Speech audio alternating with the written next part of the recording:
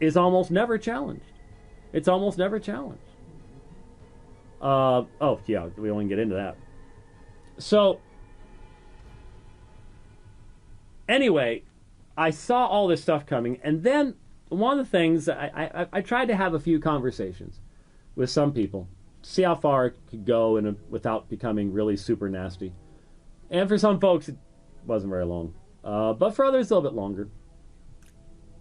And one person said, I just cannot believe that you can just so easily dismiss the cries of your brothers and sisters for justice. Where have I done that? And when you push, what he's actually saying is, well, you hurt people by what you said. And I go, why? What was untruthful about what I said? Well, it's not that it was untruthful, it's just the way it was said. Why? You see, for you to be offended by something, you have to be able to explain what was specific. How did you discern that it was the intention of this individual to offend you? What about their life? What about their actions? What about their worldview would give you evidence that it was their intention that these words would be taken in an offensive fashion? Now, I know I just dated myself, because I know that in our society today, you can't even ask why something's offensive, because as long as somebody says it is, and you're just stop right there. That is irrational. No meaningful discourse can take place in our society, and no meaningful biblical discourse can take place within the church when that kind of unthinking emotionalism, that kind of postmodern blather is allowed to rule the day. Your emotions are your emotions. You are a human being. You can control them. You can control them. That's the biblical teaching about what people made in the image of God can do. And so I'm sitting here going, what this one person who was saying, you're ignoring their pleas for justice.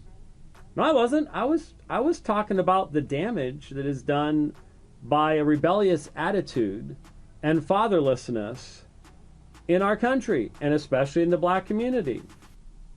What does that have to do with justice? Well, I didn't say it right, because you see, you're supposed to, well, I'm not supposed to say it, first of all. And secondly, it has to be accompanied by, well, it's sort of like, it has to be accompanied by the pinch of incense upon the altar. And instead of saying Kaiser Kurios, you have to say critical race theory Kurios, or something like that. You have to tip the hat. You have to acknowledge the supremacy of the narrative, or risk the wrath, which is certainly what I have seen. And one of the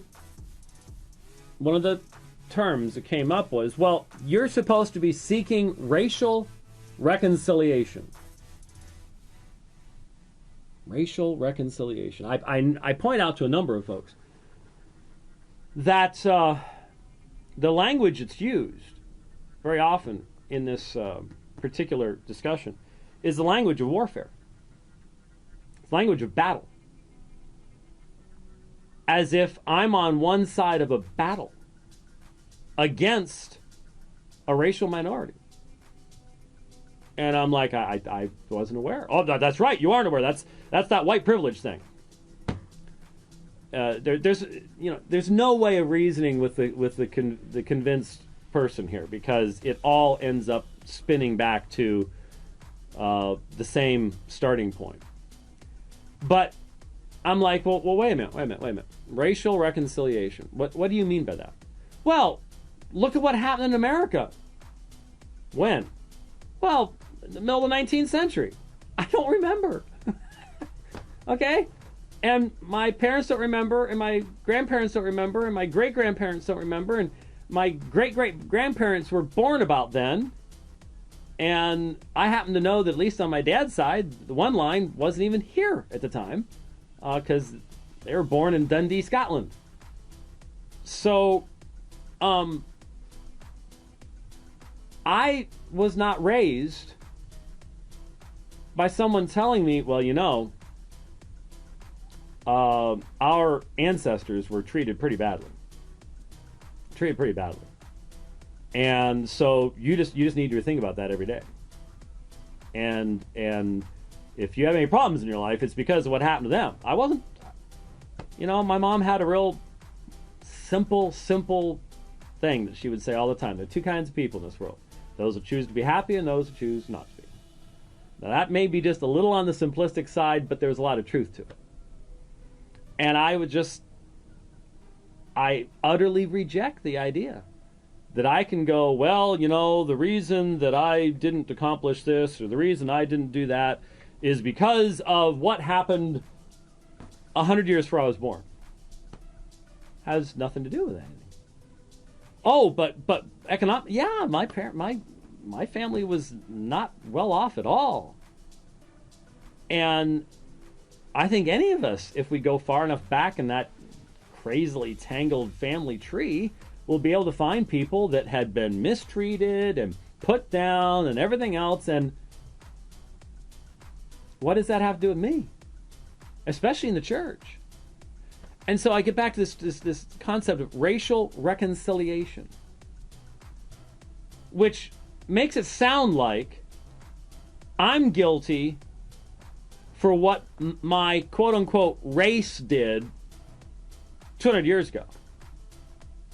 And that therefore I'm supposed to seek reconciliation for something I didn't do, but someone generations earlier, well, not even related to me directly. Because see, I just cannot function with this race idea. I'm sorry. I am not accountable for what white people did. I'm not. I can't. Babe Ruth, white guy, right? I think, right? I'm not accountable for his home runs. I can't take any credit for that. Okay? Einstein, white guy. I didn't do well in math. I can't take credit for that. Okay? And so this whole idea of credit, blame, back and forth, race stuff, I don't get it. I don't think that way. And so the idea, I guess, is, however, despite that, is that no, you need to seek the reconciliation of races. And I just want to cry and go, but I don't think about races. And I don't see any basis within, and of course the